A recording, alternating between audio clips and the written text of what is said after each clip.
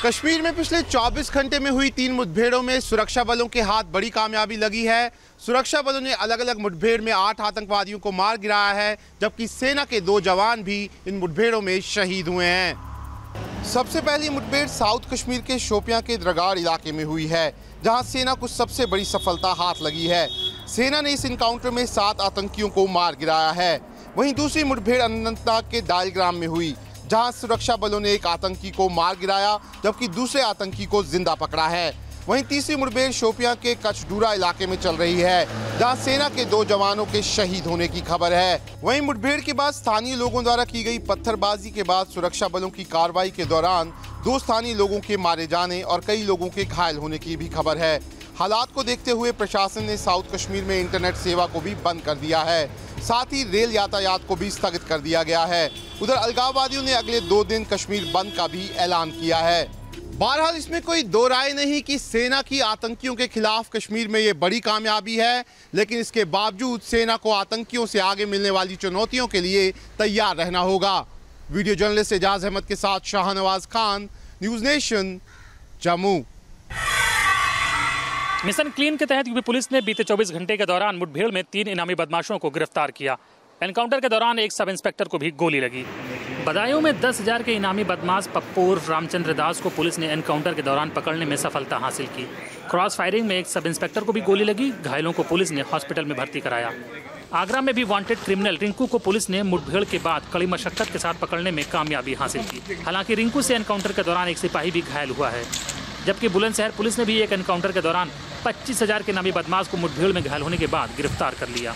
UP में सत्ता बदलने के साथ ही पुलिस ने अपराधियों के खिलाफ एक अभियान छेड़ रखा है और पिछले 1 साल के दौरान 1200 एनकाउंटर्स में पुलिस कई अपराधियों को गिरफ्तार भी कर चुकी है। वीडियो जर्नलिस्ट सैफुल हसन के साथ Anil Yadav, news nation, Lucknow. CBSE paper leak मामले में क्राइम ब्रांच को एक बड़ी कामयाबी हाथ लगी है। क्राइम ब्रांच ने 3 आरोपियों को गिरफ्तार किया है, जिनमें से 2 टीचर जबकि एक प्राइवेट ट्यूटर है। गिरफ्तार तीनों आरोपियों के नाम तौकीर, ऋषभ और रोहित हैं। रोहित और ऋषभ दिल्ली के बवाना इलाके में एक स्कूल के टीचर्स हैं, जबकि तौकीर एक प्राइवेट कोचिंग सेंटर में मैथ्स पढ़ाता है। पुलिस के मुताबिक ऋषभ और रोहित एग्जामिनेशन हॉल में पहुंचने से पहले ही पेपर का फोटो खींच लेते थे और तौकीर को फॉरवर्ड कर देते थे। उसके बाद से तौकीर उस फोटो को अपने छात्रों के बीच में सर्कुलेट कर देता था। परीक्षा से पहले ही पेपर देने के एवज में तौकीर छात्रों से पैसे भी लिया करता था और जो पैसा इकट्ठा होता था उसका 50% दोनों टीचर्स को भी देता था।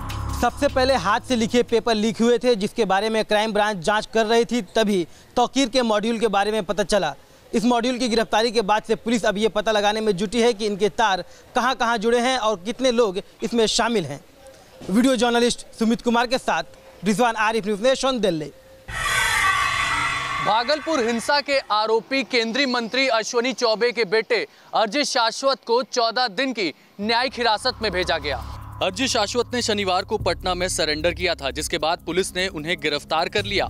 गिरफ्तारी के बाद पुलिस उसे भागलपुर ले गई और अदालत में पेश किया गया, जहां से उसे 14 दिन की न्यायिक हिरासत में जेल भेज दिया गया। अरजित शाश्वत बीते 1 हफ्ते से फरार चल रहे थे और निचली अदालत से अग्रिम जमानत की अर्जी खारिज होने के बाद उन्होंने सरेंडर किया। भागलपुर हिंसा के बाद कांग्रेस और आरजेडी सरकार पर आरोप लगा रही थी कि सहयोगी होने की वजह से सरकार दंगाइयों को संरक्षण दे रही है। वीडियो जर्नलिस्ट सौमित्रो घोष के साथ अभिषेक पांडे, न्यूज़ नेशन। भारत ने लद्दाख से लेकर अरुणाचल तक चीन की सीमा पर अपने जवानों की तैनाती बढ़ा दी है। ब्रह्मोस मिसाइल भी तैनात किए गए हैं। चीन के साथ डोकलाम विवाद के बाद भारत अब सीमावर्ती क्षेत्रों में अपनी तैनाती लगातार बढ़ा रहा है। चीन पर भरोसा उठने के बाद भारत ने अपनी मिलिट्री पावर का इजहार चीन की सीमा पर किया है। 4057 किलोमीटर लंबी एलएसी पर भारत तेजी से अपनी सैन्य मजबूती को बढ़ाने में जुटा है, ताकि किसी भी तरह की परिस्थिति से निपटा जा सके। इस तैनाती के मायने साफ हैं। चीन की तरफ से पैदा होने वाले हर खतरे से निपटने के लिए भारत की ये तैयारी है और इस तैयारी के आगे चीन को भी ये समझ लेना चाहिए कि सीमा पर उसकी जोर जबरदस्ती नहीं चलने वाली। वीडियो हरीश शर्मा के साथ मधुरेंद्र कुमार, न्यूज़ नेशन, दिल्ली। रामनवमी के बाद पश्चिम बंगाल के आसनसोल में भड़की सांप्रदायिक हिंसा से हालात तनावपूर्ण बने हुए हैं। इस बीच आज बीजेपी की 4 सदस्यीय टीम आसनसोल पहुंच चुकी है। बीजेपी के राष्ट्रीय अध्यक्ष अमित शाह ने इस प्रतिनिधि मंडल का गठन किया है। इस टीम में ओम माथुर, शाहनवाज हुसैन, रूपा गांगुली और बीडी माथुर शामिल हैं। हिंसा प्रभावित इलाके का दौरा करने के बाद यह टीम अमित शाह को अपनी रिपोर्ट सौंपेगी। हिंसा के बाद से ही आसनसोल राजनीतिक अखाड़ा बन चुका है। बीजेपी पश्चिम बंगाल में अपनी जड़ें जमाने की कोशिश कर रही है तो तृणमूल कांग्रेस को यह बात नहीं भा रही। यही कारण है कि दोनों पार्टियों में नोकझोंक जारी है। वीडियो जर्नलिस्ट सिद्धेश वासगे के साथ शैलेंद्र सिंह, न्यूज़ नेशन।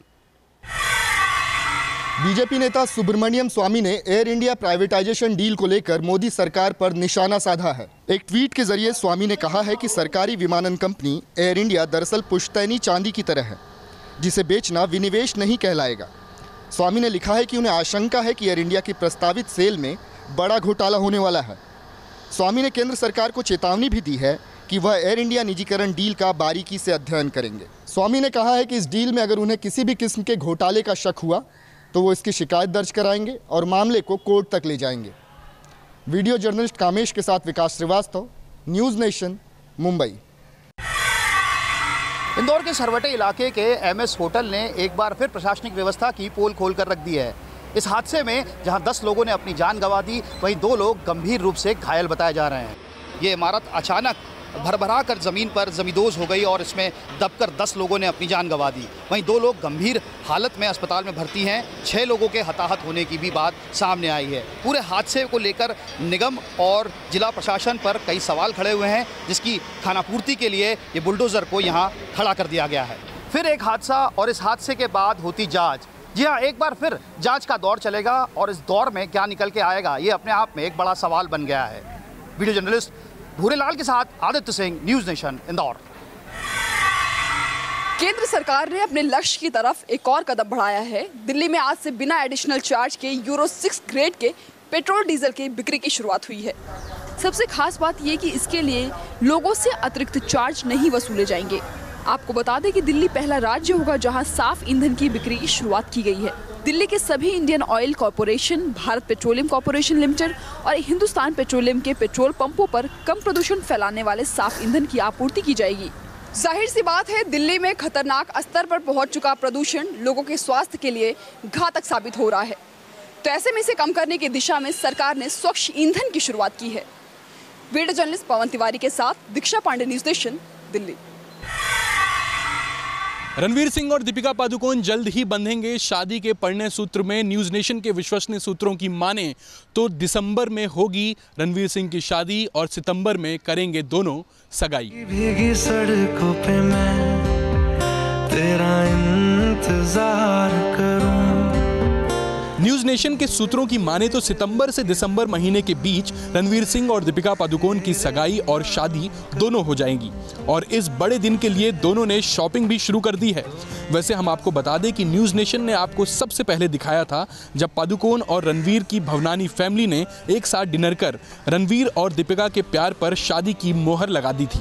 क्योंकि दोनों ही परिवार हिंदू रीति रिवाज को मानते हैं, इसीलिए दीपिका पादुकोण और रणवीर सिंह की शादी हिंदुस्तान में ही हिंदू रीति रिवाज के साथ में संपन्न की जाएगी।